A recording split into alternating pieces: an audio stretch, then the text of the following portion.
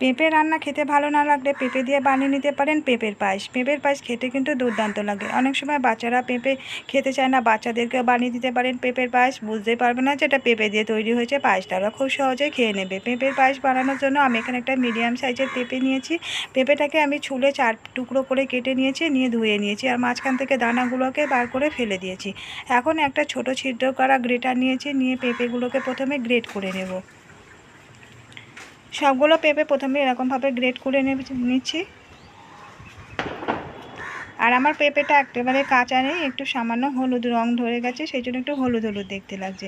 পেঁপেগুলো great করে নেওয়া হয়ে গেছে। এখন গ্যাসের মধ্যে কড়াই বসিয়ে এর মধ্যে দিয়ে দিচ্ছি 2 চা চামচ ঘি।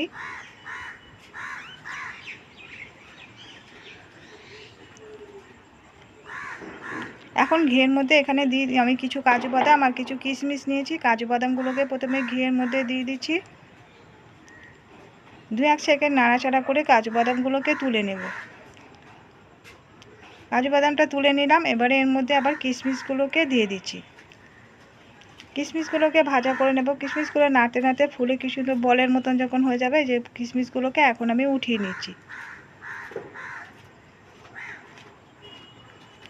কাজু কিশমিশটা ভাজা হয়ে গেছে। এখন ওই ঘিয়ের মধ্যে আরও 1 চামচ আমি ঘি অ্যাড করে দিলাম। এখন যে পেঁপেগুলোকে গ্রেট করে রেখেছিলাম, সেই গ্রেট করে রাখা পেঁপেগুলোকে আমি দিয়ে দিচ্ছি। পেঁপেগুলোকে 5 মিনিট মতো একটু নাড়াচাড়া করে ভাজা করে নেব। এভাবে ঘিয়ের মধ্যে ভাজা করে নিয়ে পেঁপের পায়েসটা করলে পেঁপের পায়েসটা খেতে কিন্তু দুর্দান্ত হয়। আর পেঁপেটা যেহেতু গ্রেট করে নেওয়া আছে, এভাবে নাড়তে নাড়তে এটাকে ঘি খানিকক্ষণ ভাজা করে নিলে এটা সিদ্ধ হয়ে যাবে। তারপরে খুব বেশি সময় লাগে না পেঁপে পায়েসটা তৈরি হতে।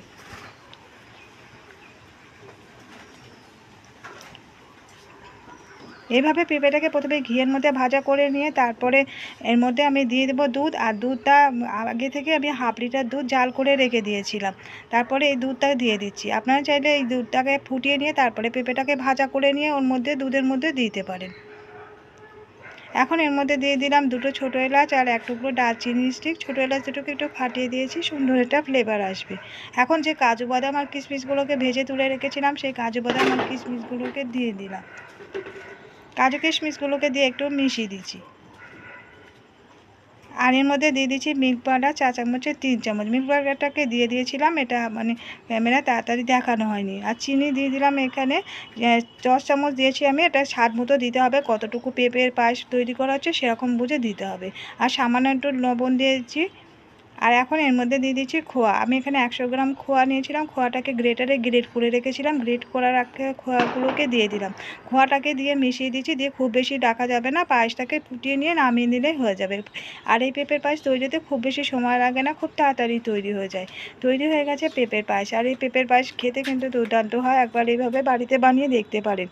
তো বন্ধুরা, কেমন লাগলো আজকের রেসিপিটা কমেন্ট করে জানাতে ভুলবেন না। ভালো লাগলে একটা লাইক দিয়ে দেবেন, শেয়ার করে দেবেন। এবার সাবস্ক্রাইব করে রাখার রিকোয়েস্ট করলাম নতুন বন্ধুদের কাছে। আজকের মতো বিদায় নিচ্ছি, ফিরে আসছি আবার নতুন কোনো রেসিপি নিয়ে।